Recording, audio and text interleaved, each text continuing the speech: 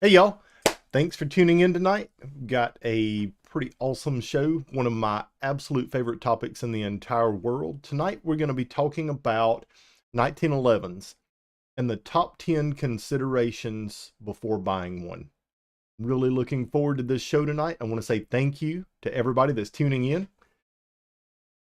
One of the big things that I ask everybody every week when you tune in for our lives is make sure you hit the subscribe button down below.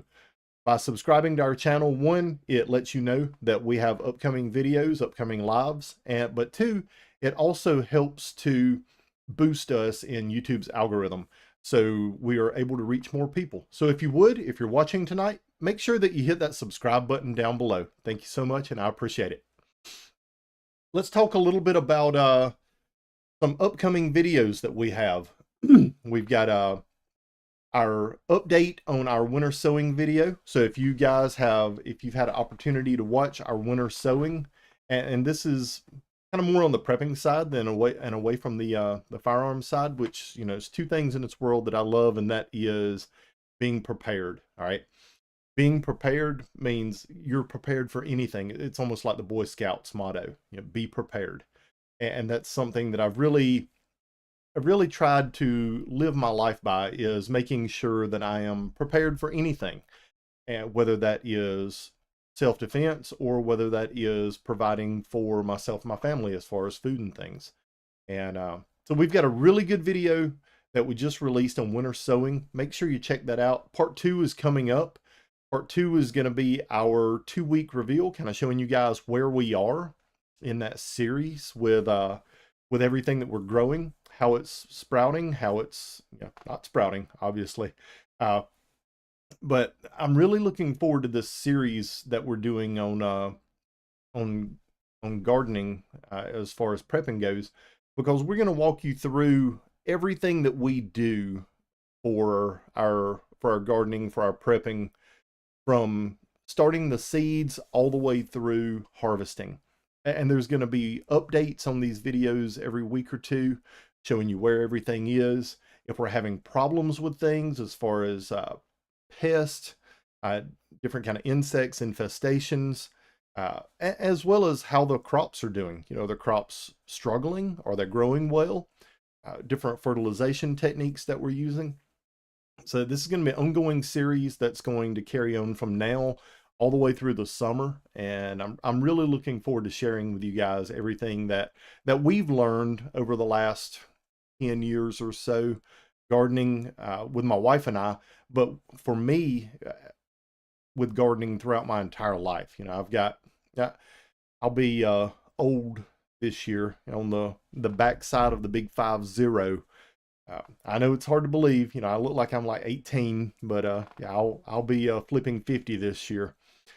But you know, I've got a lifetime of experience with gardening, and I love to be able to share this stuff with you guys. So, you know, taking my lifetime of experience with gardening here in the South, and sharing it with you, things that I've learned over the decades now, and helping you to be able to grow better crops, bigger crops, and get a bigger harvest. So really looking forward to that series. It's a lot of fun. I'm enjoying it a lot. We do have our winter sowing video up, so if you haven't had a chance to hop over on our YouTube channel, make sure you check out that video on our YouTube channel. We've got the CZ Fire Control Group installation video that's going to be coming up in the next couple of days, and that's part 2 on the CZ series that we're doing. And then we also have a new video that we're finishing up on winter seed starting, or I'm sorry, indoor seed starting. And that's going to be starting your seeds indoors under lamps and everything. We've been working on this series, on that part, for about a month, and we've got some really great content for that too. So if you're considering doing indoor seed starting as well as growing your plants indoors, we've got some great videos to show you guys how to do that as well. So let's just jump into it. 1911s. What are the top 10 considerations that you should have before you buy a 1911?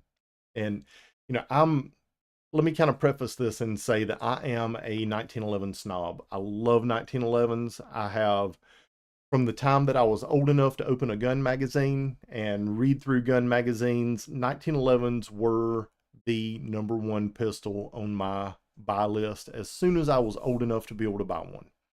And that was absolutely the first handgun that I ever purchased as soon as I was old enough to buy one was a 1911.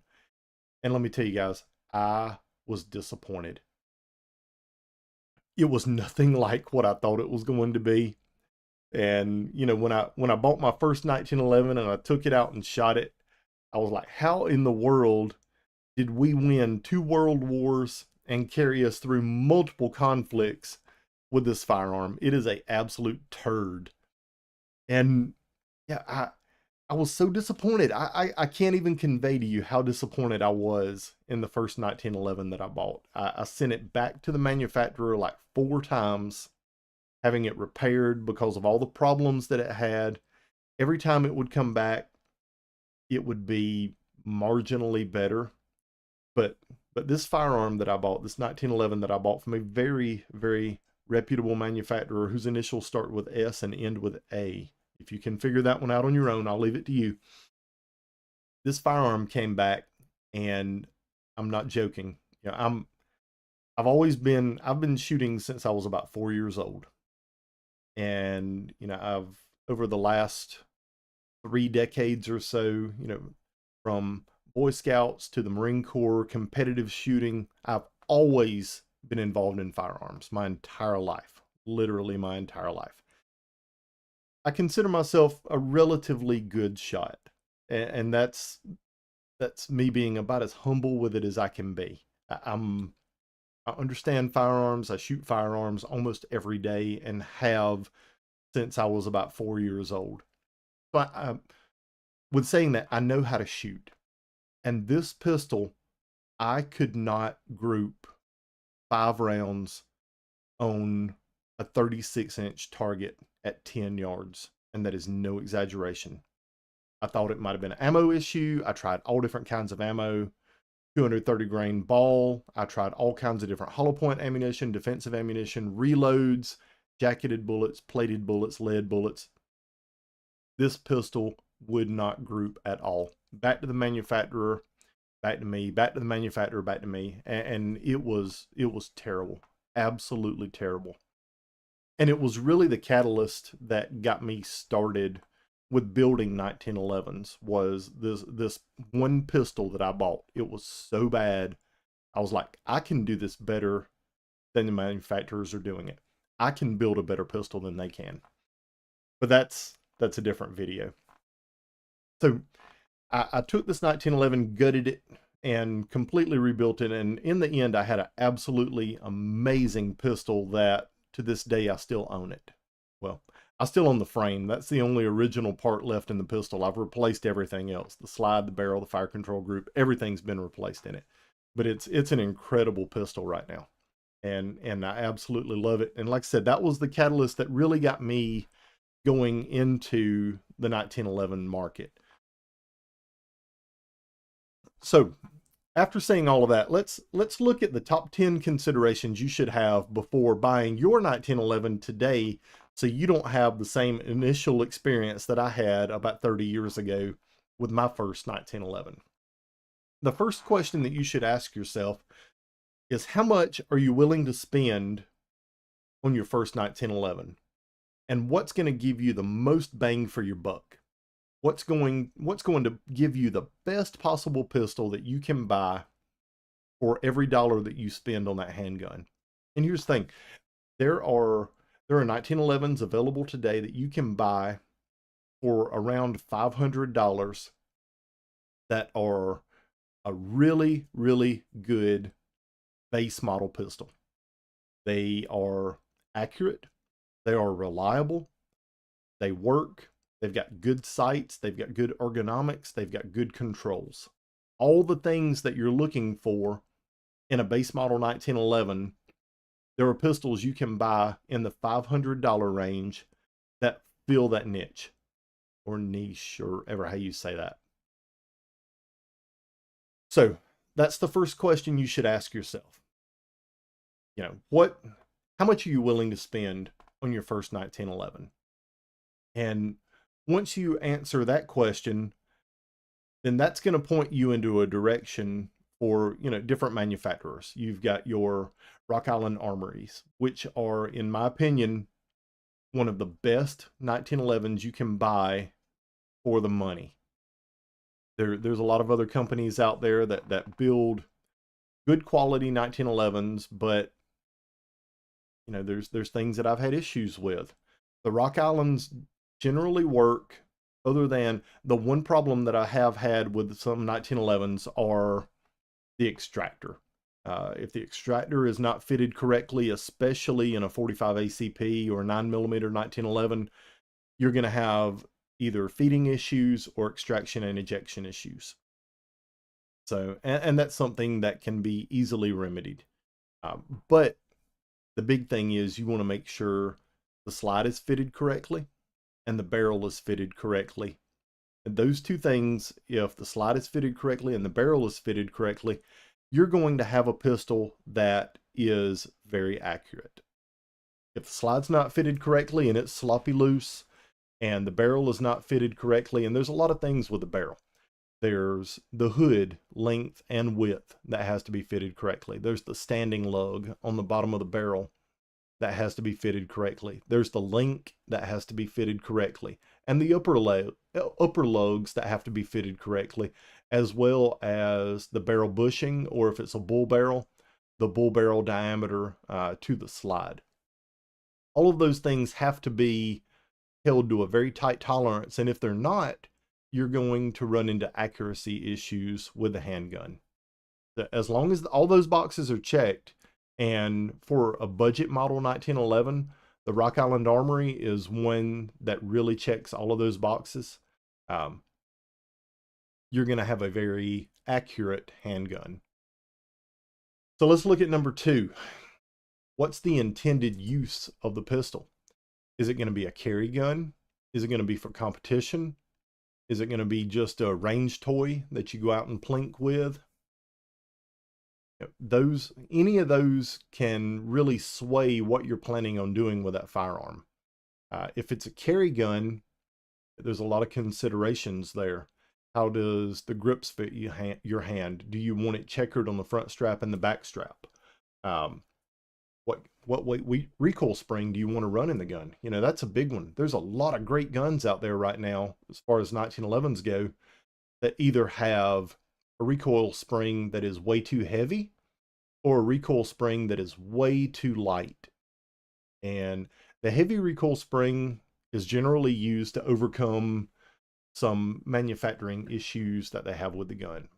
A heavy recoil spring helps with feeding. If the extractor is not fitted correctly or the extractor is fitted too tight, the heavy recoil spring can overcome that and still chamber rounds, and the gun will run reliably. The downside to that is with that heavy recoil spring, the pistol is going to give you more recoil, right? It takes more energy to move that slide all the way to the rear and drive that slide all the way forward. That energy is translated into what you see visually and what you feel physically in your hands. A heavy recoil spring is going to give you more muzzle flip, and it's also going to give you more muzzle dip when the slide closes. And there's a balance there between the two. That's one thing that I really try and convey to people with 1911s when they're building the pistol, is balance the recoil spring to the caliber that you're shooting in that pistol. Most guys are like, well, I need we'll just use 45 ACP for an example. 45 ACP generally comes with an 18 to 20 pound recoil spring. With an 18 to 20 pound recoil spring, the pistol is going to be reliable. Even if the extractor is not fitted very well, the gun's going to run. But what you're going to get is a lot of muzzle flip because of all of the weight coming to the rear with a heavy recoil spring. And then you're also going to get a lot of muzzle dip when the slide closes. The front sight's going to want to drop down below the rear sight because you've got this heavy spring driving a heavy slide forward, and that causes the front sight to dip a lot. So what you want to try and do is balance the recoil spring that's going to give you the lightest recoil spring possible to protect the pistol and not beat the gun up and destroy the pistol with it cycling, but is heavy enough to be able to strip the next round off the top of the magazine and reliably chamber the next round. And for me, with a 1911 and 45 ACP, a 13 to 14 pound recoil spring is the heaviest that I would want to use. It allows the pistol to extract and eject reliably, as well as reliably chamber the next round off of the magazine without causing the front sight to dip below the rear sight notch. And that's important if you're shooting really fast. If you're just shooting bullseye, it doesn't really matter. You know, you can pop one round and then take 30 seconds, let the gun recover, you recover, line the sights up properly, and shoot the second round. But if you're using it as a defensive pistol or a range toy or a competitive pistol, that front sight really needs to settle back into the rear sight notch after every shot. And the only way to do that is by tuning the recoil spring for the particular round that you're shooting. Question number 3, is the overall weight of the pistol a consideration? And this is a big one. You know, an all steel 5-inch 1911 unloaded weighs about 41, 42 ounces. That's a lot of weight unloaded to hang on your belt and carry all day long. Whether you're outside the waistband, inside the waistband, small of the back, appendix, it doesn't matter. You know, you're looking at 3 or 4 pounds with a loaded pistol hanging on your belt. Now that doesn't sound like a whole lot, but if you've carried a gun all day, every day, you understand how heavy that pistol can get on your waist at the end of the day. Your pants will sag to whatever side the pistol is on, right hand, left hand, appendix, small of the back, doesn't matter. Your pants will sag a little bit in that direction. And you can feel that weight at the end of the day on your hips. And even if you balance it out with extra magazines on the opposite side, you still notice the weight of that pistol on your belt at the end of the day. So if your pistol is going to be for carry purposes, you may not want to go with all steel 1911. You may want to go with an aluminum frame 1911 that's going to knock 10 or 15 ounces off of the weight of that gun. Excuse me. So you want to try and balance the weight of the pistol to what the end use is going to be. Now, one option that you do have is if you want to carry a lightweight 1911, but you still want the magazine capacity of a double stack pistol, is one of the 2011 pistols that are available. And that's going to give you extra magazine capacity, but the lighter weight of a polymer grip or an aluminum grip, but it's still in a 1911 configuration. And that's definitely a big factor when you're considering what you're going to carry. 45 ACP, you can get away with a single stack. 1911 aluminum frame, the gun's going to be lightweight, slim, easy to conceal, easy to carry. But if you're looking at 9mm, you may want to go with a double stack pistol with a polymer frame that's going to give you a lot more capacity, as well as, but still be lightweight, like the aluminum frame 1911. And that leads us into our next question, number 4. What caliber do I want and why? The 45 ACP is a proven man stopper.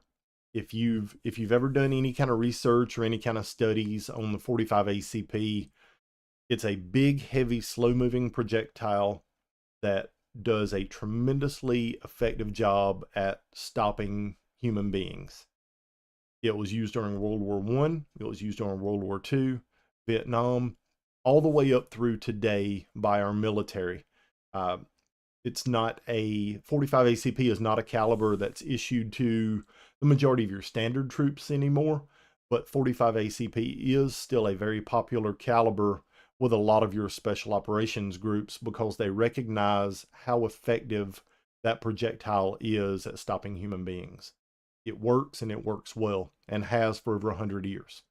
You know, there's something to be said for mass when it comes to a defensive handgun. And there's two different schools of thoughts on that. There's the school of thought of the weight of the projectile at, you know, a slower velocity works extremely well. And then there's the opposite end of that.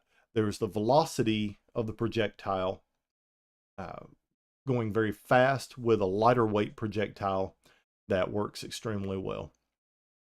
Personally, I prefer the heavy projectile as fast as that heavy projectile can go. So if you can run a 230 grain projectile at 1,000-ish foot per second out of a 1911 style handgun, it is going to be a very, very effective defensive weapon. Now you're going to have muzzle flip with that. That's not going to be the ideal projectile weight if you're going out and punching paper with friends, or if you're shooting competitively. If you're shooting competitively, you're going to want to slow that projectile down. You're going to want to meet whatever the minimum power factor is for whatever you're shooting, whatever competition that you're shooting, and try and balance the two out with velocity and projectile weight. Generally, a lighter projectile is going to have less recoil and less muzzle flip. A heavier projectile is going to have more recoil and more muzzle flip. And some of that is velocity dependent. You can take a heavy projectile and slow it down, and it is very almost spongy feeling is an easy way to describe it. Versus a light projectile going very fast has a snappy feeling. It recovers very quickly from recoil, and you can get back on the sights fast, but it hits you in the hand hard. Where a heavy projectile going slow has more of a push, and it almost seems like the gun is slow to recover from the recoil impulse. So it kind of depends on what you prefer personally, you know, and that can evolve the more you shoot. When I first started shooting competitively, I really liked the feel and the sight picture that I got from a heavier projectile going slower.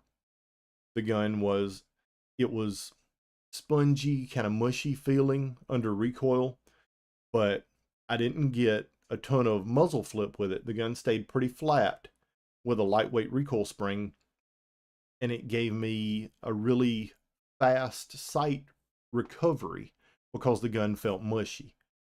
As I evolved through competitive shooting, I moved away from that more toward a lightweight projectile that recoiled harder. It hit me in the hand harder, but I got less muzzle flip from it, and I was able to follow the sights faster with the lightweight projectile. And it's one of those things that you can, if you do your training with a shot timer and compare the two, it can give you a transitional number to where you can see what you're doing with a heavy projectile versus a light projectile, and you can be able to see data that allows you to understand what you're seeing and what you're feeling, instead of just being like, well, you know, the heavy projectile feels better to me, or the light projectile feels better to me. I really like using shot timers because it gives me data feedback to be able to understand what I'm actually able to do with that recoil impulse on a target. But once again, that's a completely different topic. What caliber and what do I want to buy? Today, I'm kind of in the middle. I like 9mm for range use. I like 45 because it's the 45 ACP. And depending on what I'm doing, sometimes I'll split the difference down the middle, and I'll carry either a 40 caliber or a 10mm. If I'm looking for something that's going to give me the velocity and the projectile weight that I'm looking for, then I'll go with a 10mm. If I'm looking, as well as capacity, you know, that's one of the nice things about 40 caliber and 10mm is it's a good balance between 9 and 45. you get almost the capacity of a 9mm and almost the performance of the 45 ACP in 40 caliber. If you go to 10mm, you outperform the 45 ACP and you still have almost the capacity of the 9mm. So personally, I'm a huge 10mm fan. I have been for a long time, and I think it is, as far as a defensive caliber, is probably the best defensive caliber for a semi-automatic handgun ever developed. A lot of people might have a different opinion on that. You know, there's everybody's the Wonder 9, you know, guys now because of all the marketing and everything that manufacturers have done, ammunition manufacturers, with the reliability and expansion capabilities of the 9mm projectiles that are on the market today. But for me, the 10mm is the best of both worlds. You get a heavy projectile going very fast. It is an extremely effective cartridge. So my opinion, and it is based on a lot of fact and a lot of studies on ballistics, as well as terminal performance of projectiles in defensive shooting situations. So 10mm, if you're looking for something that offers the best of both worlds, capacity as well as stopping power, it's very hard to beat the 10mm.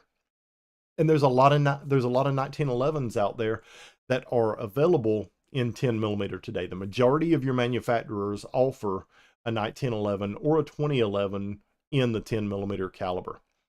So if you're looking for something that offers the best of both worlds, a lot of horsepower as well as a lot of projectile weight, the 10mm is one I definitely consider. Number 5, are you looking for a single stack or a double stack 1911? And this is a huge consideration. You know, up until just a few years ago, there weren't a lot of options as far as double stack 1911s. You could do STI or Staccato, which is the company that took over STI.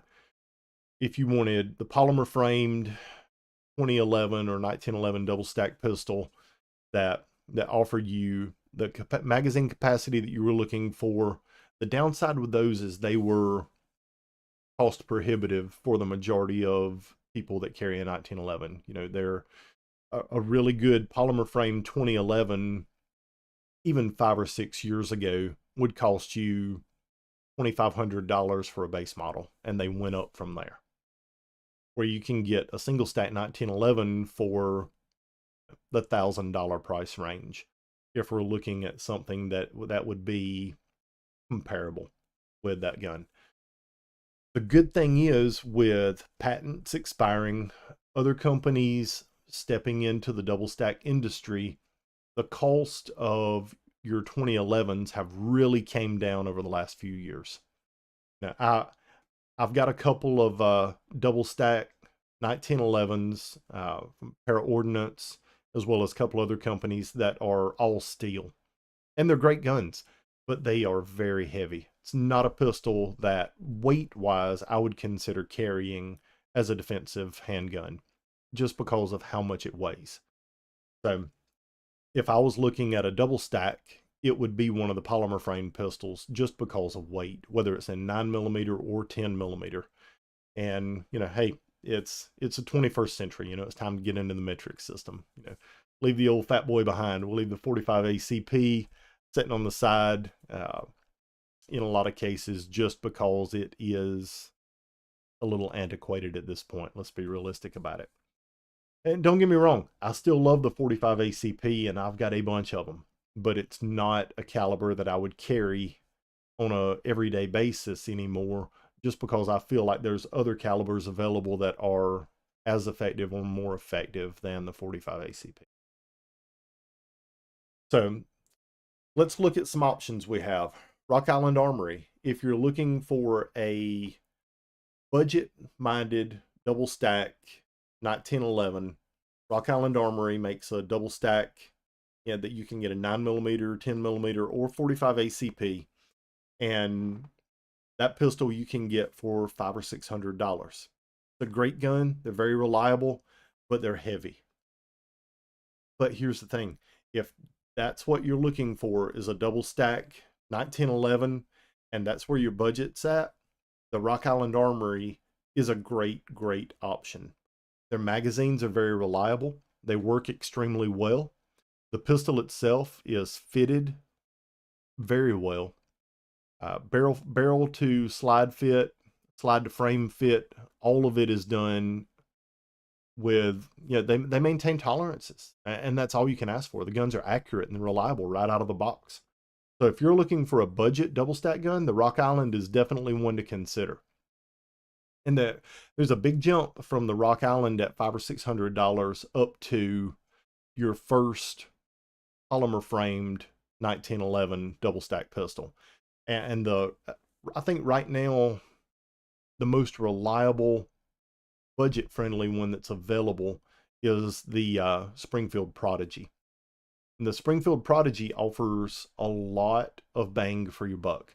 There's a couple of other ones that are out there that are being imported from Turkey that I've played with some, and right now I probably wouldn't recommend one of those. They're in the $800, $850 range MSRP, but there's some work that needs to go into those guns to really make them a viable option, in my opinion, at this point. So as far as a reliable, viable option for a double stack polymer framed 1911, the Staccato is the base model that I would recommend and that I would consider. I'm sorry, not Staccato, the Prodigy. Staccato is not budget minded for sure.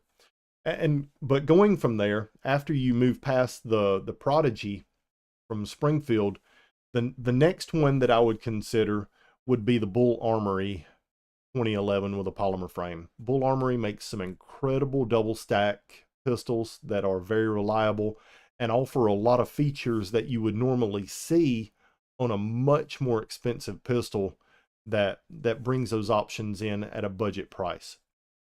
And I say budget price very loosely. We go from a $600 Rock Island to a $1,200 Prodigy to a $1,800 Bull to a $2,800 Staccato or a $4,000 plus Infinity.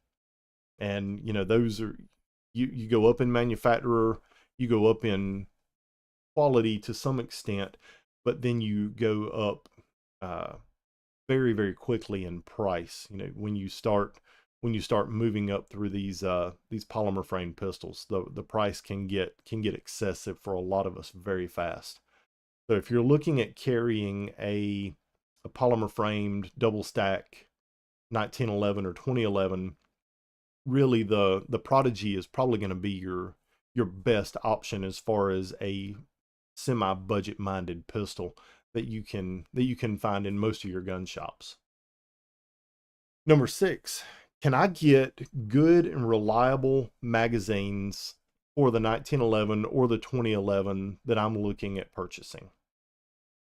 And the answer for that at this point in time is yes and no. And I know that that's kind of a double-ended answer, but here's the answer for the question. No, you cannot get reliable magazines from a lot of the manufacturers that sell 1911s or 2011s. Yes, there are a lot of really good magazines available for 1911s or 2011s that are made by aftermarket suppliers. If I'm looking at 1911s, there's really only one magazine that I consider, and that magazine is made by a company called Checkmate. Checkmate? No. Checkmate makes great mags. The one that's my number one favorite is Trip Cobra mags for the 1911. They have a great follower design. They have a great magazine body, springs, base pads. The magazine bodies they're just perfection. But Trip Cobra mags, whether it's 9mm, 10mm, or 45 ACP, are, in my opinion, the best magazines available for a single stack 1911. The guys have been making magazines for competitive shooters and defensive shooters for decades, and they really have a great handle on how to make a good magazine. They outperform, if you read a lot of the gun magazines and stuff online, people are like Wilson Combat or this magazine or that magazine. The Trip Cobra mags are the best single stack magazine made today, hands down.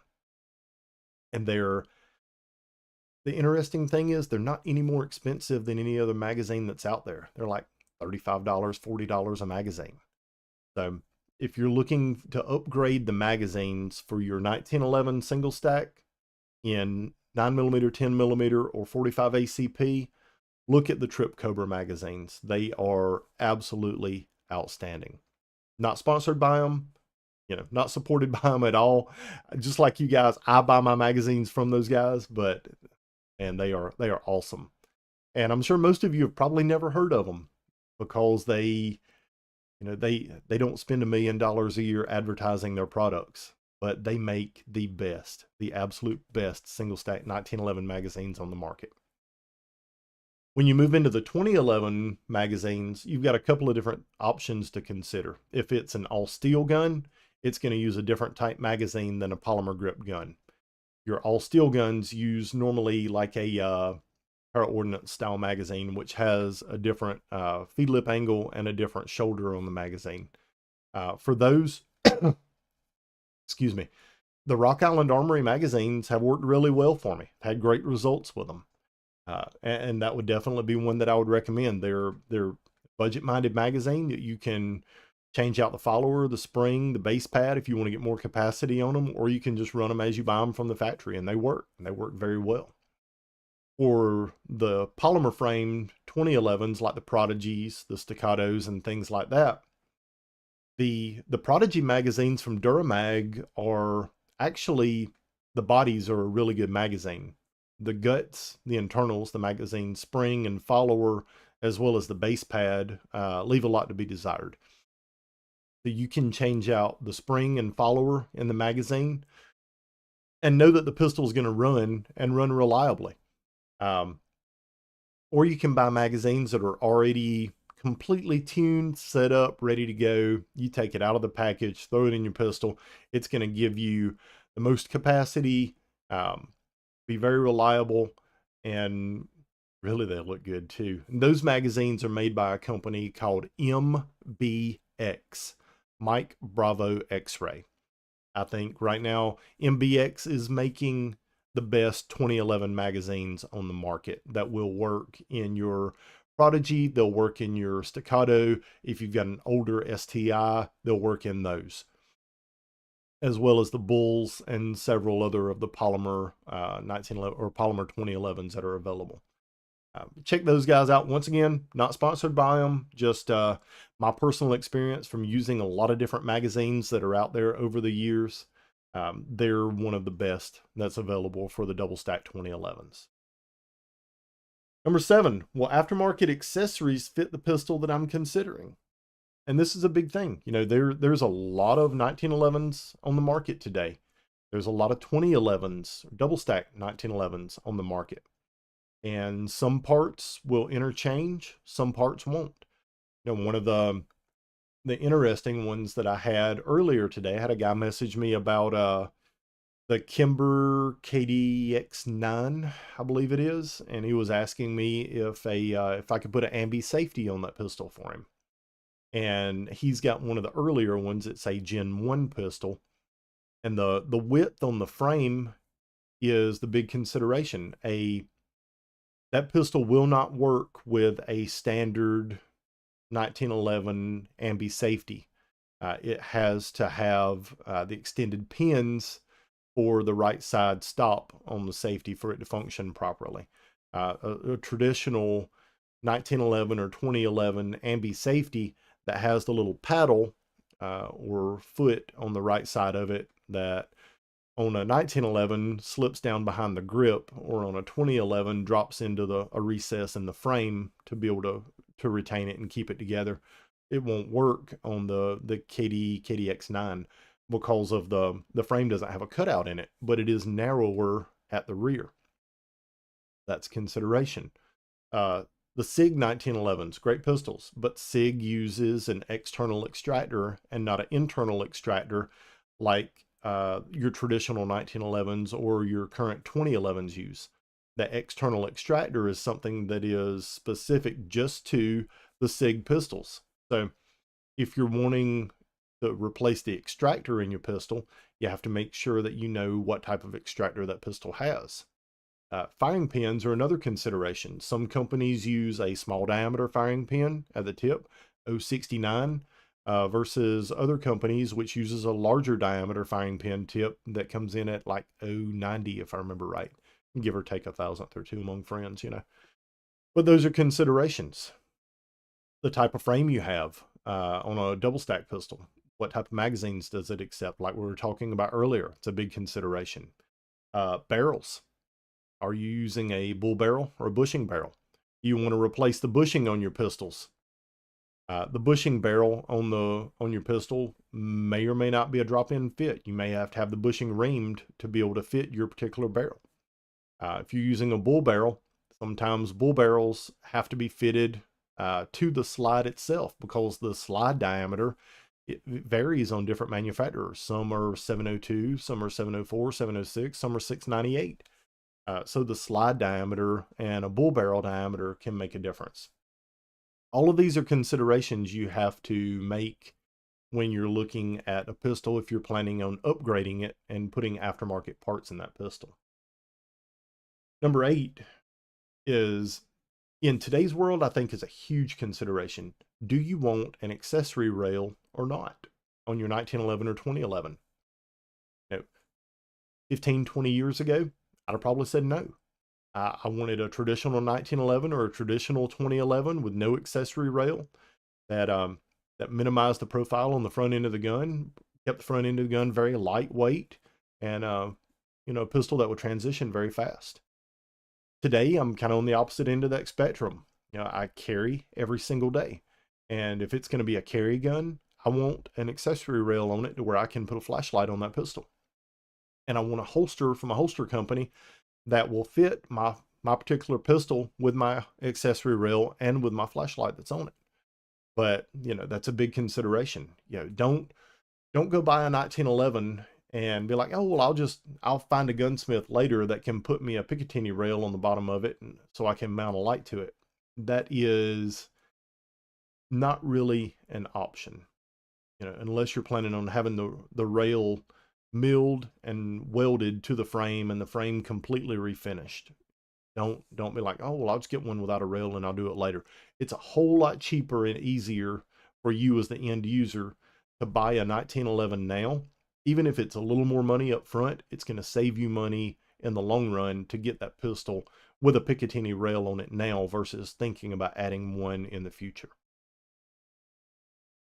Number 9, are you willing and knowledgeable to work on a 1911 yourself, or do you need a gunsmith? And here's the thing, guys, let this one be a really big one for you. If you're looking at a budget-minded 1911 that you're going to have upgrades done to later, get a pistol that the tolerances are good with it, like the Rock Island Armory. So it's a good option, especially for the money. That pistol can be upgraded down the road either by you, if you're knowledgeable enough to be able to go in and replace parts in it, or by a gunsmith at a very competitive price. So know your limitations as far as 1911s, because here's the thing. 1911s, most parts do not just drop into that gun like they do a Glock. Glocks are great. I call them Lincoln Logs for big kids, so like AR-15s. You know, when we're little kids, we get our Lincoln Logs, we're building all kind of stuff with them. You know, we've got awesome little projects. We've got our little house, our little village, our little animals and stuff. As we get older, we're guys and girls. Hey, we still like to build stuff. We like to make something ourselves without having to go to the store and buy it. We like to get our parts, our components, put it together and say, I did that, right? 1911s aren't really like that. They're even something as simple as a guide rod that you think, oh, I can buy this guide rod, drop it in my pistol, and it'll be great. A lot of times, even guide rods do not drop in to 1911s without having to be fitted. And, you know, I think that's one of the big things that guys with 1911s or that are looking at buying a 1911, they really kind of miss. They're like, oh, I'm gonna buy me a 1911. I'm gonna get this budget minded one, and then I'm gonna upgrade it as I get the money. And they don't realize that parts don't just drop into 1911s. Even even high-end 1911s like your Staccatos or your Bulls or your Infinities, or even some of the high-end Springfields and Kimbers. If you're looking at replacing parts in those guns, you're not going to be able to buy parts that just drop in and work. The parts are going to have to be fitted and tuned for that specific pistol, that very particular pistol that you own, to be able to function at their absolute best. You may be able to drop parts in that work and the pistol runs great, but in most cases, the parts are going to have to be fitted to that individual pistol. So keep that as a big consideration for you. And number 10 is another one. Where's your budget at? Do you want to buy a starter pistol and upgrade it? Or do you want to just save up and buy the exact pistol that you want with everything done to it that you want and get exactly what you want right out of the box? Here's the thing. A lot of us, our budget doesn't allow for that. Our budget allows for a starter pistol that we can upgrade as we go. But just like we were talking about before, if you don't understand 1911s and being able to install and fit parts yourself, know that you're going to have to send that gun to a gunsmith and have those parts fitted. So it may be worth it long term to be able to save your money up a little bit longer and get the pistol that you want versus buying a budget-minded pistol and then upgrading it as you go. So those are the top 10 considerations for buying a 1911 before you go out and purchase one. Let's jump over in the comments tonight and see what all we've got going on over here. Citispell, he says, Semper Fi, brother, God bless. Citispell, God bless you. Glad to have you on tonight, Devil Dog. Jim Griner, Coastal Georgia, checking in. Looking forward to some 1911 talk. Jim, I'm glad you were able to make it with us tonight. George Boone, Mr. Boone from North Georgia. I'm glad to have you on here, bud. John G from Moore, South Carolina. John, it's good to have you on. Had you in my prayers, bud. I hope everything's going well with you and your family. John Richardson says, where is the great bearded one? He is not referring to me, unfortunately. The great bearded one did not make it tonight. He had some things to do, so he's going to hopefully he'll be on with us next week. Chris Matthews says, hey everyone. Dwayne Booth from Anderson County. John G, we need Beth in the gardening videos. Bring some extra class. John, I do not disagree with you at all. I have tried and tried, excuse me, to convince Beth into doing some videos with me, and she is like, I love being behind the camera, not in front of the camera. I will take care of the behind the camera stuff, but I haven't been able to convince her to get in front of the camera yet. Still working on that though, I promise. John G says, what do you think of the Turkish import 1911s? John, there's some Turkish import 1911s that are really, really good right now. That are, you know, in the $500-600 price range, that are competitive with the Rock Island Armories. There's also some South Korean import 1911s that I'm actually going to be doing maybe either a complete live on those or a video, a really in-depth video on those South Korean 1911s that I think could really open a lot of people's eyes to some back-end industry stuff that most people don't see. So keep an eye out for that one for some upcoming videos. Chris Matthews says, there's definitely some nostalgia with a 1911. Robbie, would you recommend a 1911 in 10 millimeter? I've heard the polymer pistols absorb the recoil better. Any thoughts? Chris, you are exactly right. The 1911 is a very nostalgic pistol. It was one of the big reasons why that was my first choice for my first pistol that I bought. Yes, I would recommend a 1911 in 10 millimeter, but it would not be my first recommendation. If you're looking for a 1911 the all steel 1911s would not be a recommendation of mine. If you were looking for a 10 millimeter pistol, I would probably recommend a Glock, the Glock 20 or the Glock 40 over over an all steel 1911 because of the steel frame. I think the steel frame in a 1911 pistol is a very hard recoiling pistol. Even me, as much as I've shot, after a couple of rounds with a 1911, I have to readjust my grip with my support hand to stay in that gun. It slides my hands around a bunch on it. So all steel 1911 would not be a recommendation of mine in 10 millimeter. The polymer 2011s would absolutely be a recommendation of mine for the exact reason that you noted. The polymer frame, just like with the polymer Glocks, that polymer flexes. That flex in the frame helps to absorb a lot of the recoil energy and allows you to control that pistol much better. The polymer 2011s would be a #1 recommendation of mine for that pistol in 10 millimeter. I'm actually building one right now for myself. That's going to be my new carry gun, is a 2011 in 10 millimeter with a polymer frame grip, just because of those reasons. It allows me to have the magazine capacity that I want, along with the recoil control from the polymer frame and the polymer flexing. George Boone says the new Springfield TRP looks really good. George, the TRPs are a lot of the higher end Springfield 1911s are really, really good pistols. The lower end Springfield 1911s are not pistols that I would recommend. But their higher end stuff is very good and is accurate and reliable. And Mr. Boone says, what is your all-time favorite 1911? My all-time favorite 1911 is not one that I could buy in a store. It is actually my first 1911 that I ever built. And it started life as a Springfield, which had issues, to say the least. I completely rebuilt the gun. It's all that's left on it, that Springfield right now, is the frame.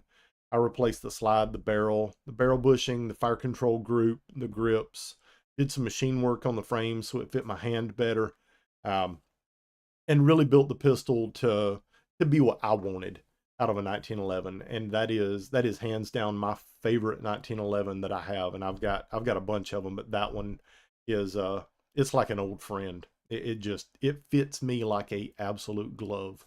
It's an amazing pistol. Mr. Boone says, working the night shift. Good night all and God bless. I'll catch you rerun, Robbie. Mr. Boone, thank you for tuning in tonight. I'm glad to have you. Justin Hopkins said, finally made it. Justin, it's good to have you on tonight. And John G says, Robbie, the MBX mags are $125 each. Are they worth 2 times the price of a Checkmate mag? John, yes, they are. Short answer. They are the top of the line magazine that's available for the 2011s. They have the extended aluminum base pads on it, which add a little bit of weight. They help the mag fall out of the gun better, as well as giving you extra capacity. They have really good followers. They have really good springs, and the mag bodies themselves are absolute perfection. They're great, great magazines. If you're looking at building a magazine yourself without having to spend $125 on it, the Duramag from Springfield Armory that they make for the Prodigies are a good base model mag to start with. You can replace the spring, replace the follower, and replace the base pad on it, and have a magazine that is as good as the MBX mags and save a little bit of money. You just have to build the magazine yourself versus buying one that's already completed. Gerald Montanona says, what are your thoughts on the SIG Scorpion 1911? The SIG 1911s are great pistols. They're, and it's something I was talking about earlier, they do use a external extractor, which is proprietary just to SIG. And that's one of the things that needs to be a consideration if you're buying one of those pistols, is replacement parts. One of the things I really like about the original 1911 design is there's a ton of aftermarket support for that pistol, as long as you don't deviate from the original design much. There's really good extractors that are available, ejectors, all the internal parts, external parts, everything for those guns are available. If you go with the SIG Scorpion 1911, know that the extractor is a proprietary part, and that's something that you may or may not be able to get from SIG if you want to have replacement parts on hand.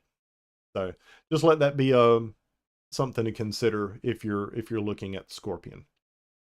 Don Filkins says, "Hey Rob, enjoy your show." Don, great to have you on tonight. I really appreciate you watching. Chase Kelly says, "Hey Robbie, good to see you." Chase, glad to have you on tonight. John G says, "Do you still want my Apollo 1911 to review?" John, yes, I do. We'll get together on that. Chris Matthews says, "The Girsan 2011 has an enticing price point." Chris, yes, it does. That's the one that I was mentioning that's in the $800 or $900 range, but I still got to do some. I've got one of those that I've really got to do a review on and dig into that pistol some. It's got some issues that on the surface I really don't like, and it's one of those pistols that I look at it kind of like the Rock Island Armory 1911's. It may be a good entry-level pistol, but if you buy it, know that there's going to have to be some work that you have done on that pistol. John G says, "I had Such's Girsan for a week. I have the Apollo 11, same price. Apollo is better in my humble opinion." And John, I would 100% agree with you. The Apollo is a better pistol than the Girsan. If you're looking at them as a base model pistol, I think there's potential for the Girsan, but I've got to really dig into it and take some measurements on it and look at the tolerances on that pistol and see what can be upgraded and what can't, and see if it's going to be a viable option before I recommend it to you guys as something to look at picking up for a budget 2011 that you can upgrade. John G says, "Smoother slide in action." Yes, absolutely. The slide in action on the Apollo is much smoother than the Girsan. The Girsan is it's rough around the edges. But I'm going to dig into both of those guns quite a bit in the future, and so you can definitely expect some more videos coming from us about both of those guns. And Chris said comparison video on the Girsan versus the Apollo. Yep, that's definitely one that I have on the to-do list, is compare those two guns. Guys, thank you all for watching tonight. And like I mentioned at the beginning of the video, please make sure you hit that subscribe button at the bottom. It really helps us to increase our viewer reach and increase our algorithm with YouTube, and allows us to reach more people. Thank you again for watching and subscribing. God bless everybody tonight, and we'll see you next Tuesday. Thank you again.